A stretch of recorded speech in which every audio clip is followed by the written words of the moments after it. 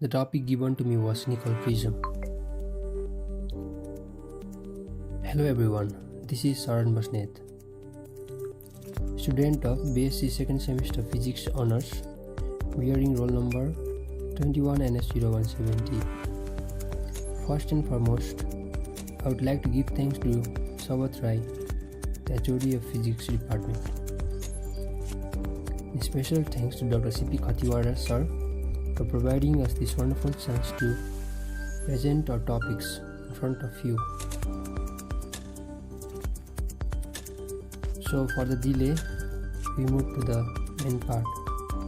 So without delay, let's move into the introduction part. The Nicol prism consists of two specially called calcate prism bonded together with a adhesive known as Canada balsam.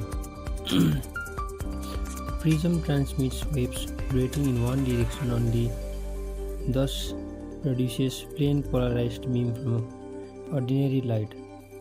Prisms are made in many different forms and shapes depending on the applications. The Porro prisms, for example, consists of two prisms arranged both to invert and to reverse an image, are used in many optical viewing instruments such as periscopes, binoculars, and monoculars. Principle: Nicol prism is based upon phenomenon of double refraction. Phenomenon in double refraction: when a ray of light arrives at an anisotropic crystal, it splits into two waves of polarized light which vibrate in perpendicular planes. One ray obeys the laws of refraction, ordinary ray, and other doesn't. Additionally, both present different refractive index. The directions of vibrations are different when they leave the crystal. Both follow parallel paths even though the planes of vibrations continue to be perpendicular. The ordinary extraordinary component follow different paths inside the crystal, but on leaving the crystal they follow parallel paths. To simplify matters, we can assume that both components follow a single path although they are vibrating in perpendicular planes. Now we move to theory part. It is constructed from the calcate crystal PQRS having length 3 times of its width.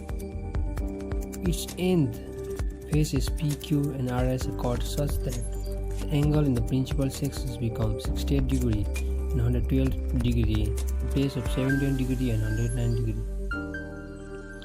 The crystal is then cut diagonally into two parts. The surface of these parts are ground to make optically flat and then these are polished. Thus, polished surfaces are connected together with a special element known as Canada balsam. Working of Nicol prism. When a beam of unpolarized light is incident on the face PQ, it gets split into two refractive rays named O ray and E ray. These two rays are plane polarized rays whose vibrations are at right angle to each other. The refractive index of Canada balsam cement being 1.55 between those of ordinary and extraordinary and 1.4864 respectively. It is clear from the above discussion that Canada balsam layer acts as an optically rare medium for the ordinary ray and it acts as an optically denser medium for the extraordinary ray. When ordinary ray of light travels in the calcate crystals and enters the Canada balsam cement layer, it passes from the denser to rarer medium. Moreover, the angle of incidence is greater than the angle of critical. The incident ray is totally internally reflected from the crystal. The only extraordinary ray is transmitted through the prism. Therefore, fully plane polarized wave is generated with help of Nicol prism. Nicol prism and polarizer. In order to produce and analyze to plane polarized light, we arrange two Nicol prisms. The beam of unpolarized light is incident on the Nicol prism. Emergent beam from the prism is obtained spin polarized in which has vibrations parallel to the principal sections. This prism is therefore known as polarizer. If this polarized beam falls on another parallel Nicol prism P2, whose principal section is parallel to that of P1, then the incident beam will behave as E-ray inside the Nicol prism P2 and gets completely transmitted through it. This way, the intensity of emergent light will be maximum. Polarizer is a large sheet of synthetic material packed with tiny crystals of dichroic substance oriented parallel to one another so that it transmits lights only in one direction and electric vector. Doubly refracting crystals split the incident on polarized light, passing through them into O light and A light, which are plane polarized in mutually perpendicular planes. Some such crystals have the property of absorbing the ordinary and extraordinary light unequally. This property is called dichroism. In crystal processing, this property is called dichroic. Example: tourmaline absorbs zero O light and conceals E light. Polarizer artificially prepared dichroic substance. In 1852, W.H. Arafat discovered synthetic crystalline material, iodosulfate of coin known as paraphytate, which exhibits dichroism. In 1934, E.H. Land embedded tiny paraphytic crystals in cellulose acted with their optic axis parallel. The layers of the crystals were mounted between the glass sheets for protection.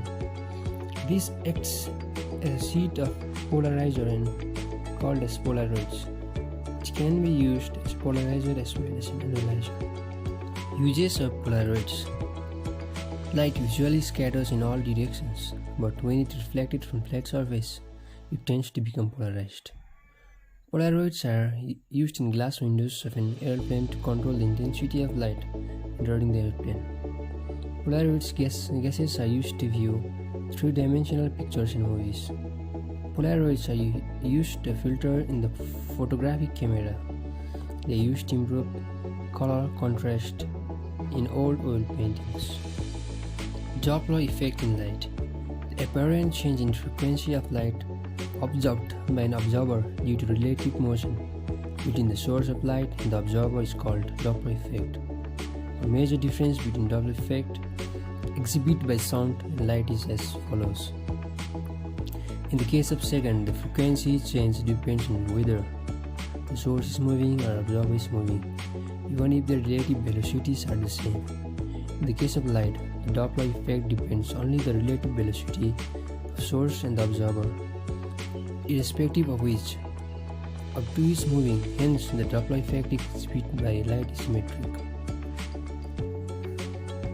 Blue shift of light: the source and the observer move towards each other.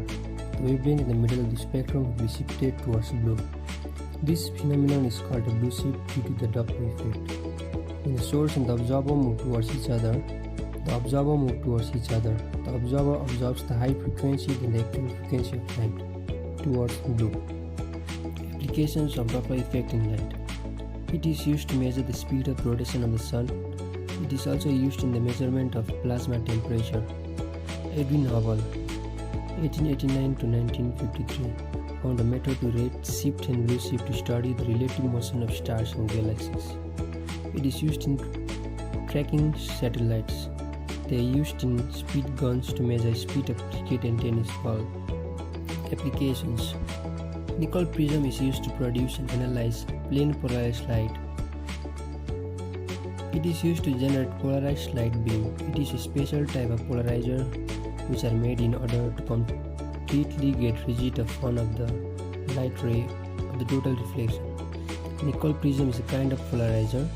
It is made in such a way that one of the rays is eliminated by total internal reflection. The prism transmits only the extraordinary ray and eliminates the ordinary. Advantages of Nicol prism: polarizer produces a small plane polarized light. An analyzer analyzes a plane polarized light. Disadvantage of nickel prism. Cost is very high due to scarcity of large flawless calcite crystals. Extraordinary ray passes obliquely through it. Emergent ray displaced little one side. Effective field of view limited. Light emerging out, not uniformly plane polarized. So, lastly we come to the conclusion part. Nickel prisms were once widely used in mineralogical microscopy and polarimetry and term using crushed nickels abbreviation as XN. Still used to refer the observing of sample placed between orthogonally oriented polarizer. In most instruments, however, nickel prisms have been replaced by other types of polarizers such as Polaroid sheets and Glenn Thomson prism.